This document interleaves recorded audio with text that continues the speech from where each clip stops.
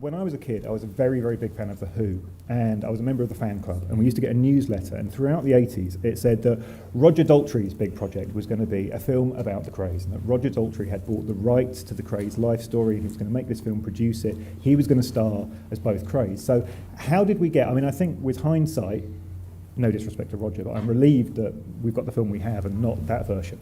But how did that happen? How did Roger Daltrey, having a life story and making this thing, how did that become your Krays? But it started with Gary and Martin and the rock video company, isn't it? I mean, I was in America at the time, and Philip was working for that company, and they had trouble getting a good script written, isn't it? Yeah, you know, when we were in the band in the 80s, I think, you know, we all read Profession of Violence, and I think Steve Dagger, who managed Spandau, sort of set up this rumour that we were going to play the Krays. And it wasn't really true, but we then were working with Dominic Anciano, who was producing a lot of the videos that the band were doing. And he said, look, you know, we should really try and make this happen. So I think Dominic got into conversation, and Ray Burdiss got into conversations with Roger Daltrey and his company. I remember sitting next to Roger actually, just after this, and he thought we'd all done a great job. But I think what we got was the blessing, or not I didn't, but we did. I mean, the blessing of the family, which sounds a little strange, but I think it's what the insurers really wanted. So there was a nice, you know, and I don't forget we went to see Aunt May. Martin and I went actually to visit Aunt May because Ray Burdiss had to give her £1 so her name could officially be used in the film, and this was at the top of a block of flats in Bethnal Green. We arrived in a Porsche followed by a police car immediately, who thought we were a pair of drug dealers, and then we came out with a bunch of flowers, and the police, and we got called over, and we said, look, we've come to see Aunt May. Oh right, give her our love. And anyway, we went up there, and anyway, the £1 was offered, and she threw up her skirt and went, put it in me knickers. He didn't, but then as we stood up to leave, and at that point it was a year before we were going to shoot the film, and I'm a stone lighter, I've got longish hair, I've got an earring in, and as we stood up, Charlie Kray went, oh my God. Goes, for a minute I thought it's my own two brothers standing there. So Ray said, don't worry Charlie, you're going to get your money. I'll tell you something else about Aunt May as well. On that evening we went to see her, she brought out the family albums, remember? And she opened the pages, and each picture of different people in there were certain people cut out. So they were just like nothing. You know, like those little snowflakes you made when you were a kid. And so we said, what's that about? You know, so she said, they're all the ones that turned the evidence. Wow, I don't know how to follow that in terms of questions. I mean, Gary and Martin, I mean, you grew up in Islington, which is obviously, you're just the other side of Shoreditch from where the Krays were, but presumably growing up in the 60s as London boys. I mean, they were around at that time, so, I mean, were you aware of them? Yeah, oh yeah. Okay. Our cousin married into the Nashes, which were the big Islington family, and so they had a deal with the Krays. So we sort of, we did know about them, of course, yeah. Legends at that time. But Philip, obviously, I mean, you grew up in Bethnal Green, so I mean, that really is, that's the hub of the whole thing. And it must have been at that point in East London, I mean, there must have been, even more so than over in Islington, there must have been this sense that the Krays were very much like the fabric of where you were. Well, I grew up, you know, this is the cliche to say now, isn't it? But of course, I grew up listening to my aunts and my mum and my grandmother talk about stories about the Krays, because I was in Bethnal Green. I was born in Old Bethnal Green Road, which is a stone's throw from Valence Road, where the Krays were born. And they were something kind of really mythical and different even then. You know, it's kind of, I remember hiding underneath the table one night when my mum and my grandmother and two of my aunts were talking about how something that had just happened, it had just happened earlier that evening, that the Krays had apparently attacked somebody down Hackney Road, left him in the middle of the road, and then driven backwards and forwards over the body until it was dead. He was dead, and of course, absolutely thrilling stuff to listen to.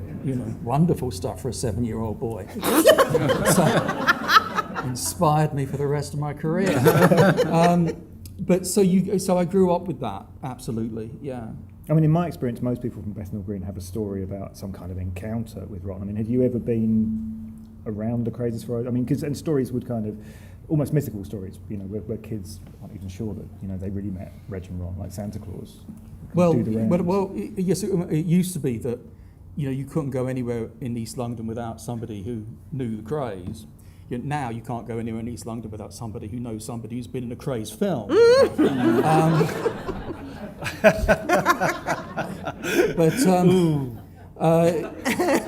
I kind of quite. I mean, I've always quite liked that kind of the truth of the unreal, really, because I don't think it matters whether they knew them, whether they really knew the Krays or they didn't. As long as they felt they did, that's just as true as if they did. And I mean, for example, the key line in the film for me is "England is a dream," which is what the American says when he comes over. England is a dream, and so all of that is just a dream, really. Whether you do something or you don't do something is irrelevant, so long as you believe you did it. Am I right in thinking at the time that you wrote the script, you were a painter by training? I still am, darling. Okay. Oh yeah, and I wasn't in the past tense. I haven't stopped anything. Well, I was only. I mean, I've been trying to work out the dates on this, and of course, it all kind of blurs. But I wasn't at the time I first met everyone. I wasn't that long out of St Martin's School of Art. I mean, I left round about the mid-1980s, and then. All of this sort of like seemed to kick off sort of 86, 87, round about there. So I wasn't that long out. So yes, I was doing painting, but I had a kind of like aeroplanes waiting to land at an airport. I had a kind of a few things that I'd written that were all waiting to be published. I had my first 2 novels, and I had a collection of short stories, and I had 2 children's books. And his obituary, and of course. Yeah. And I've just written another one while I've been sitting here. So they were all waiting to happen. So it was a kind of really strange time. Peter, tell me where you come into this narrative. Well, so you've got a pair of musicians in I come the role. from a completely different way, because I come from Hungary, which was miles away from all this, But I really met the Krays, in 1962 on a film when I was an assistant director of John Littlewood's called Sparrows Can't Sing. And on the first day of shooting, they turned up in their black cars. And they got out of the cars and they said, "But who is in charge? What's happening here?" And they said, "Who's in charge?" They pointed at me, and I was the first assistant, So they came, I don't know if he ever told you this story, and they came up to me and they said, "What's going on here?" I said, "Well, we're making a movie." And they said, "Well, you haven't got any permission." I said, "Yeah, we got permission from the police, But you can, so I think it was Ronnie, he said, "But you could get into terrible trouble." I said, "But with who?" I said, "With us." He said, "You could get killed, because you haven't come to us, Now, John Littlewood was a friend of theirs, because her theater was in the middle of the terrain, But she loved kind of putting on everybody. So she knew what was going on. And they said, "You got to come down tonight to our club," which was the Kentucky Club on Commercial Road. And I said to John, I said, "You better come with me. I'm not going there alone." But I mean, at that time, I saw that they were club owners, they're tough guys, they're very good-looking guys, particularly Reggie, And so we went there, and basically they put We're going to sort of move on swiftly. I know. Poor Gary, Story of my life. But anyhow, we went there, and they basically put the protection racket on us on that film, and we had 2 of their guys all the time, and I think it was £2,000 a week. And so that's how I met them. And then I've become quite friendly with them, because they kept calling up and, "Come, Pete, you better come down. We've got a charity wrestling match." So I go down to the East End, and they're in town hall, everything is set up, and everybody is there, from the chief of police to the priest who married him, you know, who buried them and all that. And it's quite an incredible scene. And quite a lot of it took place at the Iron Bridge pub. And the headquarters was the Kentucky Club on Commercial Road. And I've seen some things happening there at that time already, which was absolutely horrific, you know. So when Philip's script, out of the blue, arrived to me in Los Angeles, and I read it, I saw that his script was absolutely incredible. I didn't want to, I said, I don't want to know, it's all break the beer bottle and smash it in your face, and all that old kitchen type sink movies, which we all seen in the early 60s here. So I didn't want to know until he read his script, and I thought it was absolutely brilliant because it was from the women's point of view, which was so important. And it wasn't dead on, it was just 2 steps off. And you witnessed their whole career throughout the script. And I thought it was incredible. And I arrived to London, you know, I had this meeting, and Dominic and Ray said, I think you were there already, and they said, but the boys will be here in a minute, because they haven't told me that the 2 of you were already cast since day one. You know? And they said, otherwise, who no are you chance. talking about? Otherwise, it would have been off. I know. But that's when we first met, and we had this, I never forget it, you know. You were sitting there, I was here, you know, Dominic was over there, and that's how we met. And it was very obvious to me that they would be wonderful very quickly in the film. But I wasn't 100% sure until I started testing your wife-to-bes, all of them, you know, and then the boyfriends. And then I kept reading the other actors for your various other sides, you know, but I was deeply kind of looking into both of you's heart. Can they really do it, you know? And it was really obvious that it was going to be great, you know. And we had an amazing time doing it. And I mean, they beat the hell out of each other while they were rehearsing those boxing scenes. For how many weeks were you doing it, you know? Yeah, few months actually doing boxing training. I mean, I went to see them. It was petrifying. They were really beating the shit out of each other, you know. How satisfying was that? No, I the think boxing- my brother hated it. I know The he boxing, did. I hated it. Hated being attacked, especially by my brother. And the trouble was that, you know, we used to fight, and then the bell used to go. We just used to carry on. You know, there was lots of old scores to settle, and it just went on and on. And I used to look into the outside of the ring for some kind of support, someone to break it up. And they're all going, "Oh, just leave them." I'm going, "Oh, no, really?" It was hard work. Kate, I wanted to ask you, because one of the first things that strikes anyone about this film is the fact that it's, you know, you go into a film about the Krays and you expect there to women to be on the margins. And in fact, one of the most unique and resonant things about the movie, I think, is that the women are at the centre. So tell me a little bit about your feelings when you first read this script and you thought, well, actually, maybe this is something as an actress, maybe there's something very kind of important I can do here. Yeah, I think I can't. I was 22, I guess. I've done the maths throughout the film, and I think I was 22, and then I think 21. That's right.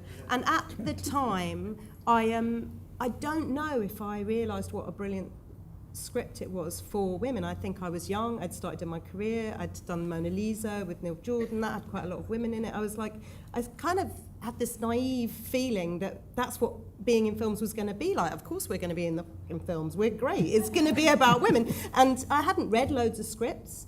You know, I'd done quite a lot by the time I did this, but I'd read Philip's script and I was like, yeah, it's a brilliant script. I want to do it. It's actually watching it tonight that I really am like, oh my God, I don't know. Actually, I do know. I don't think this film would be made now. Yeah. I don't know about the new Krays film coming out, but I doubt very much it's from the women's perspective as much as it is. I doubt very much that development people would allow something to be both action and so poetic and so female.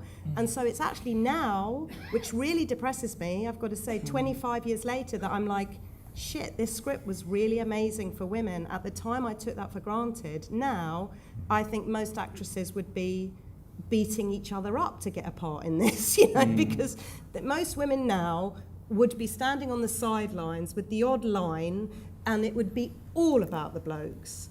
So I knew it was brilliant, and I sort of fell in love with Philip's writing and just thought, my God, this is like poetry, and I knew that was different. But I really think it's now that I look back and think, whoa, okay. Did you get involved with kind of researching Frances? Because certainly at that point, Frances was very much, I mean, there wasn't a lot known about her, and that's one of the remarkable things about the film. She was really hard to research. Charlie Kray, the brother, was our advisor, and I felt like we would sit, I remember meetings in the production office, and we would sit and everyone would say, and he wore this, and he had a snake, and he wore those shoes, and they went here, and they did that for hours, and I'd be going, can someone please tell me something about this woman? And they wouldn't tell you anything. They would go, oh, she was a bit funny. That was it. And there's a really famous David Bailey photograph, which is kind of what we based those photos on, when she is out. And that was sort of all I had to go on, is that she had this sort of look in her face whilst they're all, and she, and so whereas everybody was, I felt at the time, everybody was full up with research. And actually, maybe I was really lucky there, that I could only go on Philip's script, really. I knew she killed herself. But people wouldn't talk about it. And I remember at the premiere, and hopefully the people are dead now, because I really it scared me at the premiere. But I remember people being cross with me at the premiere that she had been portrayed in this way as if it was his fault. And I got some quite tight handshakes, you know. That went on for quite a long time. When I was like, sorry, I'm sure she was mental. It wasn't all his fault. But I went with what Philip was saying, and afterwards realised that that was quite taboo to sort of talk about what she had gone through. I mean, what Kate says is right. You know, forget all the research. In the end, we are the characters that Philip made. Sure. And they, you know, and I know that Philip didn't do the research because he wasn't bothered about it. No, you know, he was just basing it on what he already felt. I was going to ask, because setting the record straight, I mean, the story that's out there is that Philip didn't do any research at all. And there are moments in the film which are kind of pretty much fiction, and wonderful, glorious moments, which are fiction, particularly the childhood scenes. But actually, I mean, you boys did do some research. No, we and did. You went to see Ron. Yeah, we did. I mean, just finishing off on that, you know, I think what makes the film very special is, you know, it was coming on the backs of films like Long Good Friday, you know, and for really sort of realist, gritty, dirty, and blokey things. And Philip, and you can see it tonight, I mean, it's a very heightened reality within the film. It's quite theatrical. There's a sort of Pinteresque, sort of Joseph Losey kind of quality about, and I think that comes from Peter as well, because his kind of education in film came out of British movies in the 60s, you know. And you know, God, there's a zoom in there, you know. 30s. And, I know, but the zoom started driving even me insane. And I think that, you know, once we'd given up to that and accepted that, and you know, the very stylized dances of when they leave the house and they go to the pub, you know, that beautiful choreography. There isn't realism there, but there's a great dynamic. But it was an incredible period, you know, and I came here in 1956, you know, and I caught that world, and I'm so glad that I got here at the end of good old England, you know. I know it was after the war, only a few years after the war, but the change of England, which then happened in the 70s, 60s, 70s, 80s. But a lot, you know, I just carried my memory of what I found in the East End when I went there on, I hate to go on about Sparrows Can't Sing, but that was my roadmap into this movie. And a lot of the actors in the film were all in that old movie. It's a great film. Murray Melvin and all those Griff Davis, and because I wanted to bring the flavor of the East End in through the casting of the older characters, you know, Victor Spinetti, and they're just wonderful. And it was a whole tradition of a certain type of acting. And that's why I think the film has such a realistic value. And at the time, the film was accused in America, which is the most violent country on the world, you know, that this film is so violent. And I said, it's got 1 ounce of that compared to any American movie. But the difference was that the characters were so real, so the violence is real. You know, the sword going through in the billiard hall and all that, and it was very important and it was great, the mixture of all of us, of his writing and me, kind of foreigners coming in, but really having a crystal clear view of England and the East End of that period. And I mean, I knew them, you know, because it was impossible to avoid them. And they liked me very much, so they kept calling up through various people, come again, come to this, come to that. And well, that's one of the reasons I mentioned research, because actually, I mean, you've touched on it, Peter, and also Kate, you as well. I mean, you were working, it's not like the new film, because you were working at a time where both the twins were both alive. The family was still, you know, very kind of visible in the East End. And you must have been aware at that point, I mean, all four of you, that there was, or maybe not, but some kind of special responsibility on your shoulders, and that, you know, if you got this wrong, or that you were seen to get this wrong, that, you know, a dim view might be taken in slightly uncomfortable quarters. No, I mean, the thing that we always tried was it was never meant to be an impersonation of the characters. It was just meant to be a feeling, you know, an atmosphere. And I think that's what we captured.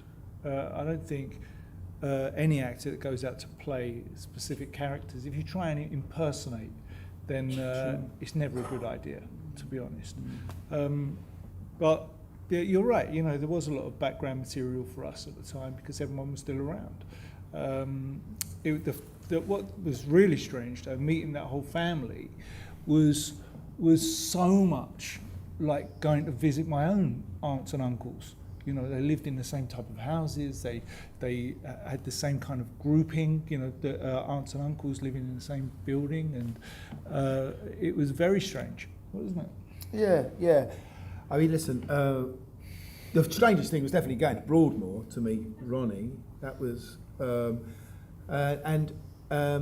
Ronnie had it really easy because he got a visitor. You could go and visit Ronnie anytime because he was in a psychiatric prison. Yeah. So he could wear his own clothes. He had TV. He had a silk sky blue suit on when we went to visit him. And he had these cufflinks with diamond encrusted R's. That shirt that we wear in the film, we copied that because he had it on in prison. And he said, "You're not going to play me with that earring in, are you?" No, I'm not. No. And I mean, I suppose meeting him, the only thing that I took from that was the way he stared into your eyes rather strangely, and, you know, never looked away, you know, so you had to do it with him. But to be honest, Martin's right, you know, we couldn't impersonate. I mean, Ronnie had a really high camp voice. I wasn't going to go that way. I mean, then I would have been killed.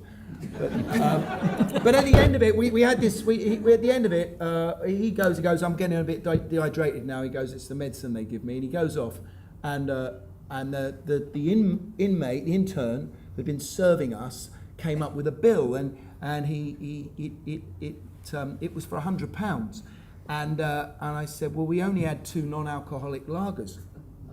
He said, "I hope you don't mind, but Ronnie put a few fags on there." We didn't mind. You're not going to complain at that point, are you? I mean, I'm glad you cut to the chase there, because what I was really trying to find out was how close any of you came to being killed. So I'm glad we've established it was none of you. It was all fun. But you know, from going in there to that whole trip in Broadmoor and meeting Ronnie and capturing that atmosphere, it made me decide that I didn't want to meet Reggie, because it's what I would go back to saying, you know, it's not an impersonation. Once you've seen it and you've had that feeling from Ronnie, you've captured that atmosphere, and that kind of is inside you, and that's what you try and bring out. Yes, it's terribly important when you make a movie based on true people that you know everything about them and you are so familiar with their lives, and then you have the freedom to go anywhere after that, as long as you bounce off from the truth. And, you know, it was enough for me. I didn't want to go in and visit Reggie and Ronnie. You know, and I had a message from them after they did see the movie, and they said, "Oh, tell Pete," but it all came through Charlie, the third brother, "Tell Pete that he only made one mistake, his mum never swore." Isn't it? Important detail. Yeah, I remember that. Our mum, yeah. We've talked a little bit about putting the film into place and getting it made and how difficult that would be now. I mean, how difficult was it then? Because it seems to me that for lots of the reasons why The Krays is such an amazing film and stands up so well now, it was always going to be a tough sell for financiers and for funders. I mean, or is that true? I mean, was it something that just fell into place, or was it a tough job to actually just get it on the screen? I think that's probably a question for the producers who are not here. who are still on the run. But I was looking, but he sort of ignored me while I was doing it. But I was looking at you, Philip, and you glanced away. Yeah, I don't usually miss something like that. I was trying to make eye contact, but it wasn't happening at all. I mean, I think particularly because it all starts with the script, and the script is, as we've talked about, the script is a magical script. But I can imagine financiers looking at it and thinking, well, neither of these guys are very sympathetic. They're not very. I mean, that's to be honest, that's how the new Krays film was being sold, as kind of the sexy Krays, and this isn't the sexy Krays. It's something much more interesting. Well, I think it had more to do with the slow motion It's flying true, swan at the beginning. Oh no, Martin and Gary, my apologies. It was difficult. I mean, I wasn't part of all of that, but it was the approach that I wanted to take on the script was a hard sell to everyone from the beginning, because nobody, it is before we went to financiers. I mean, I've always said that the script got made as it eventually got made because it had the support of all the actors in it, that the actors read it and Peter read it and loved it. But it was a hard sell because everyone had in their mind what they thought a film about the Krays should be, which was kind of, opening shot, someone's head gets blown off and there's a chase down Whitechapel Road and I had no interest in that really at all. So when it was suggested to me, did I want to have a bash, what I would do with the script, I said to the producers, let me go away for a couple of weeks and I'll do a very rough draft of how I think the script should be. Well, it's not the final script by any means, but it's a kind of how I think the script should be approached. And the key things that were in that script were the swan at the beginning. The first chunk, childhood, the dominance of the female characters, and the rejigging of all the factual events. I mean, not lots of the things, but some of the things you see in the film did, in a way, actually happen, but not in that order. Sure. So they're all completely taken out of order. So it was like I had this jigsaw puzzle in front of me of all these events, and I moved them into an order that told a satisfying narrative. So the death of Francis was moved to be the trigger to the two murders at the end that I put on the same night, whereas in reality the murder of Cornell and Jack the Hat, there's years between those two murders. So I used it in much the same way as you would kind of tell any stories. How can I tell the best story from these kind of little peaks of narrative event? And then I just put into it all the things that I've always written about, really, which is strong female characters, dominating mothers, the East End. So I did all of that, and that was a hard sell right from the beginning because people, as I said, had an idea of what they thought the film should be, and the first read of that was so against the script. But as I said, everyone who was acting in it, one by one, they all said, no, this is the approach that we want to take. And Martin and Gary, presumably, I mean, you were trying to keep the film alive at that point. I mean, when there were being question marks raised. I mean, because you two were on board already by that point. I'm assuming that you, and at that point, we weren't producers. We there was not a lot we could do. We were just hoping that the film would be made, and that's why we ended up boxing training for so long, because it kept getting called off. But I think it was Peter's little address book, which is historic and amazing, and has every single person he's ever met in their phone, and Peter's so good at calling you whenever he's in town and dialing, and we love him for that, and I think he just called in all these great names, and I think Billy Whitelaw was a really fantastic name. To get, these are the, that's what the financiers were liking about it, probably, and then it just took someone to say, yeah, look, I'll take a chance on this. And I don't think they were, so there was originally not a big budget. I remember Billy got very sick at the beginning of the film, really sick, and there was a lot of days called off, and a 7-week shoot turned into an 8-week shoot, which I think was, to Peter's advantage. It was a miracle, I mean, absolutely. I mean, what happened with Billy is that she hadn't worked on a film for a long time, and she got incredibly nervous, which she covered up very well. She got a rash, But didn't you remember? She got Yeah, she nervous. broke out in a whole rash, and then the doctors came and said, got to go to the hospital immediately and all that. And we basically lost her for 2 weeks. But her role But- is also, you know, I mean, that shows you what we were talking about earlier about the kind of film it is, because, you know, she's the most famous actress of Beckett. Yeah. You know, so her style Sure. was not your regular cinema. It's not what a Reality. financier would go No, for either. no, We must have no. that Beckett actress in our film. Beckett. That'll bring him in. But where, Yeah. where did that idea come from? Because it seems like such one of those casting masterstrokes. And you watch the film now and you think, well, of course it's Billy Whitelaw. Yeah. How could it ever have been anyone else? But yes, I'm Yeah. sure at the time, who's No, Billy but Whitelaw? I thought she would be brilliant in it, you know, so I kept at it, and had wonderful casting directors. But I must say, which doesn't happen anymore in the film business, basically, you know, once I took, and I love Philip's script, you know, but like an idiot, when I got off the plane, because when I knew the Krays, there's so much more to the story. And you remember we had a meeting very early on. I said, Philip, I want you to change this scene and that scene, because what about that? We have to put that in here and all that. He looked incredibly blank at me, but I realized very quickly, you know, that if I insert any more stuff, I will destroy the entire structure of the script. And I just took his script and made the whole film like that. But we were very fortunate that the producers were basically protecting us, you know. And I had nobody came up to me, why are you doing this shot? Why I keep doing these zooms? Well, the zooms I did because we couldn't afford, I couldn't get closer into his eye otherwise, you know, unless I had the zoom. So I chose, I'm just going to do it. I know everybody hates zooms. I do too, you know. I love them. Huh? I love a zoom. Yeah. Especially But- a crash zoom. Yeah, but that's something else, you know. But it gave it that 60s look. I think. Yeah. Yeah, but it's a 60s period movie, so that was the style of the film. But they were incredible, and it was led by this incredible guy who's Jim Beach. And he put the whole thing together. And I had this insane meeting after I met you guys. I had to go down to the city with Dominic and Ray, and we had this insane lunch. And it was the boardroom office of a ball bearing company. See, it's 50 years of good A bear English. You know? boring. I can't say that. It's fine. But, you know, and I said, what are we doing here? I mean, who are these people, you know? And I realized, well, I mean, they put the money up. You know, that company put the money. ball bearing company. The put the ball money- bearing Wow. company.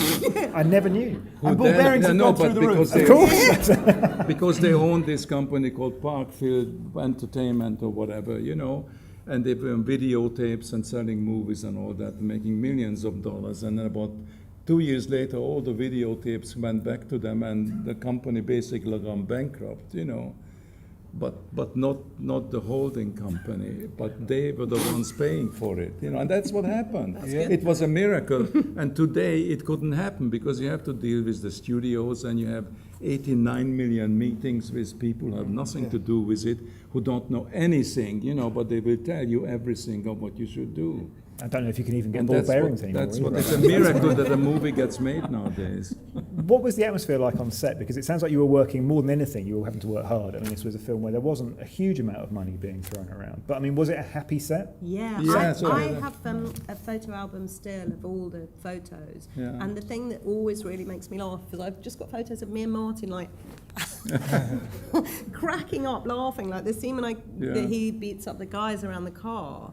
All the stills I've got at home, we are pissing ourselves. Yeah, and I think remember like, Peter is just like a joyously relaxed, and Peter's a terrible person because he makes everyone think he loves them deeply, and so you've got a set of people wandering around feeling like they're loved deeply from like. But you are. Yeah, like, you love everybody.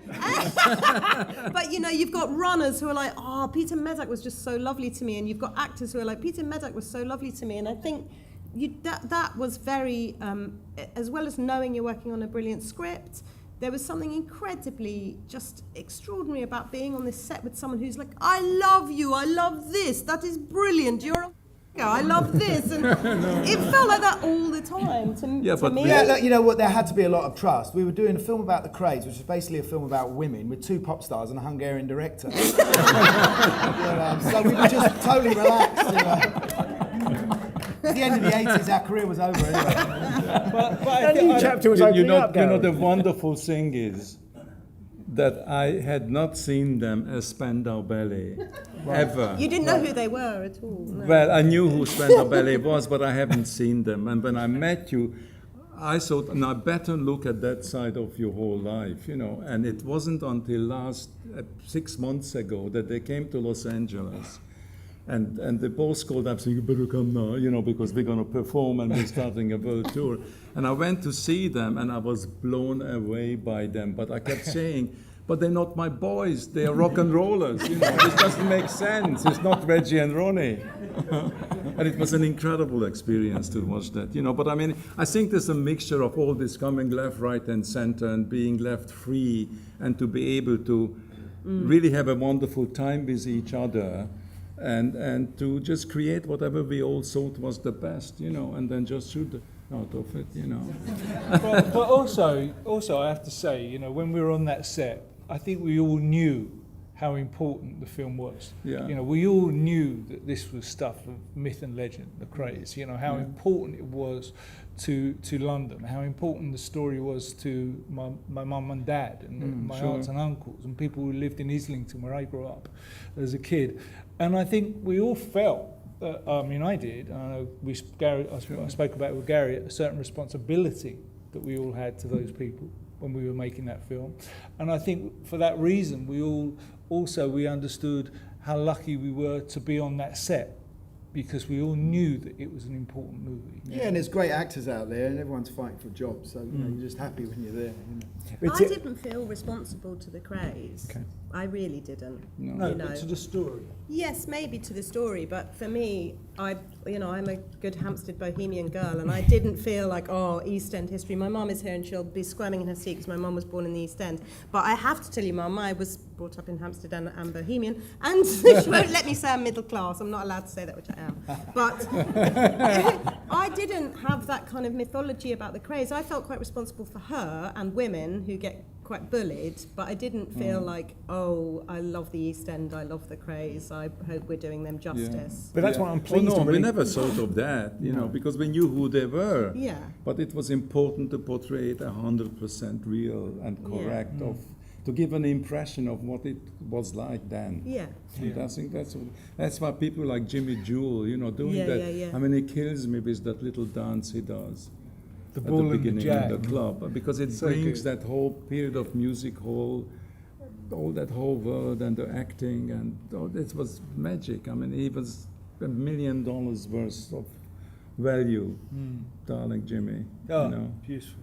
But Martin, I mean, you Wonderful. mentioned the importance of this being a London film, and I mean, I think, to be honest, we're here as part of the London on Film season, and when you think about the Krays, you line it up alongside A Long Good Friday, you line it up alongside Performance. I mean, and it's interesting chemistry here as well, because you've got 4 Londoners and one person who's coming through, and it's the director coming with the eyes from outside. I mean, do you think that was part of the magic of the film? Is that there was this non-Londoner in the midst of it? But it's lots of time I didn't lob everybody into saying, because, you know, we are going to get everybody into the right place and the right way and the right scene. I think you're right, though. I think, you know, Peter's view of London was a cinematic view. You know, he'd seen London on the screen a lot, and then worked in London movies. So I think that was probably the objective side of where he was coming from. Made it work.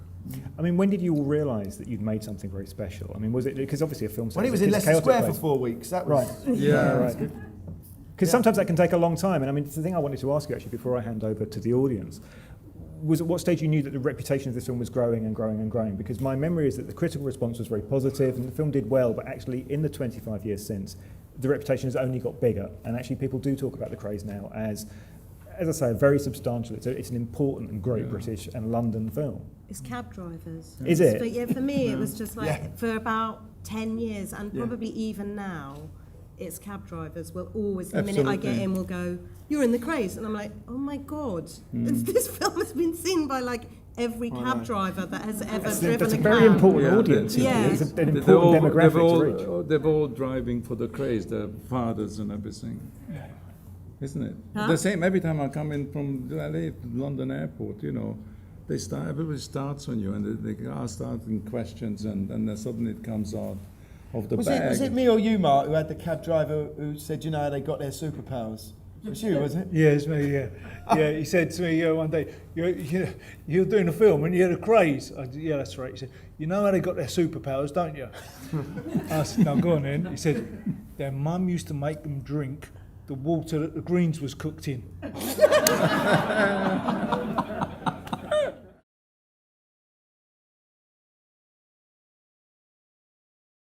We were already doing drama with Anna Scher.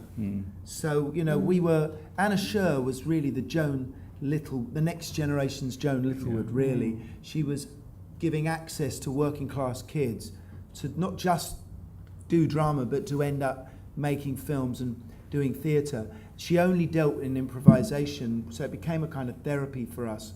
And I know as kids, we really developed as people going to Anna Scher in the late 60s, early 70s.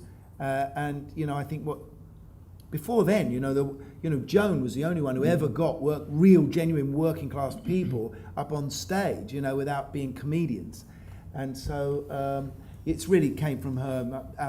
You know, I wouldn't say my school had anything to do with Yeah, me too. developing Me too. my instinct for drama. I would say that absolutely. I think Anna Scher not only gave us the skills that you need to do that, but also the skills that you need in life. You know, I would say she practically built my personality to some extent.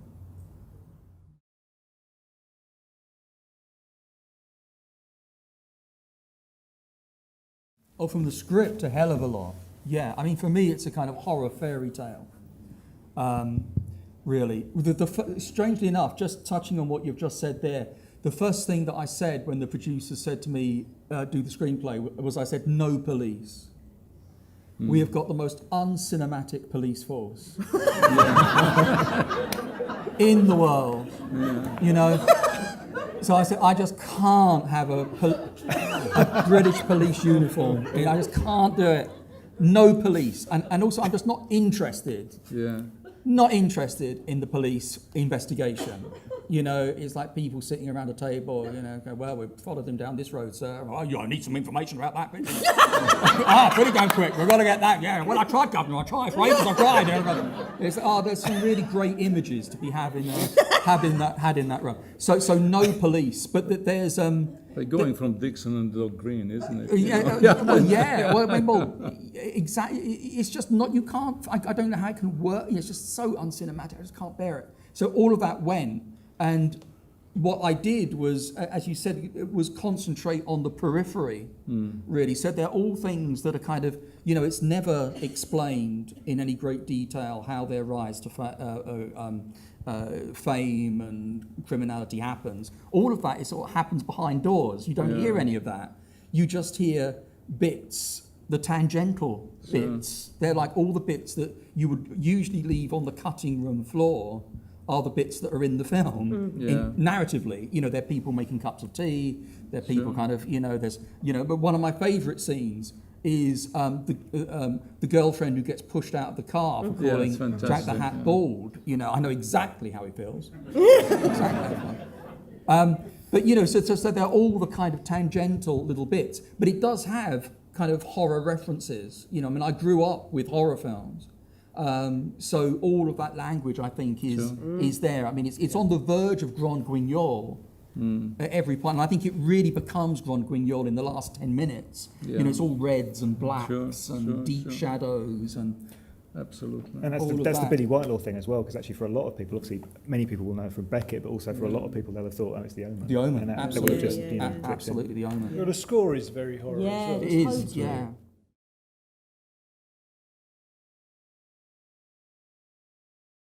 Well, it's a collaborative thing between anyone once a film starts happening. I mean, I think there's certain things in the script that are described. If you read the script, there's certain things that are described, and then what Peter did was really run with that. Sure. And kind of really pursue with that, and everyone just, I mean, there's no other way, you know, I remember saying to the producers, apart from the big thing about no police, after I said that, I said, we've got to put all our cards on the table within the first 5 seconds about what kind of film this is, because we can't fool anyone. Sure. So we've got to have an image that completely throws everyone into this world, throws them in the sense that they think, you know, the double meaning of that. First they think, oh, this is not the kind of film I thought I was going to see. I see a slow motion flying swan and a woman's voice saying, shall I tell you my dream? That's the opening line of the film, shall I tell you my dream? So you have that kind of strange ambiguity of, is it a dream of that story? Is she dreaming the whole thing at the end? So you have that kind of thing. But we had to put all the aces on the table. You know, we had to say, look, you're going to see something that is not what you expected to see, and we're going to do it in this heightened, hyper-real, poetic way, so that you don't fool anyone to think they're seeing something and then surprise. It's all there. This makes kind of sense, doesn't it? Yeah. You know, you're kind of declare. It's like an overture. I always saw that as an overture. Absolutely. But there's a wonderful symmetry in the whole movie, which is when I took Philip's script, you know, I completely embraced it and I twisted it out into visual terms of right from the beginning with the 2 babies being born and them playing in the street. So there's always parallels and very symmetrical, you know, which is one of my kind of madnesses, whatever subject it is. But it particularly for this, it really fitted it, you know, those double images at the mirror, and it just does the whole thing because they were identical. And I completely believed of them being identical twins, you know, really. And it was their wonderful acting, and also is the imagery of it, of how you create it, and how you kind of manipulate the film and the audience with it. Like to film films with, I think, the best kind of madness, it's still an extraordinary film. We're going to have to leave it there, I'm afraid. But please join me in thanking for making this extraordinary movie Ridley, Peter Medak, Martin and Gary Kemp, and Kate Hardie.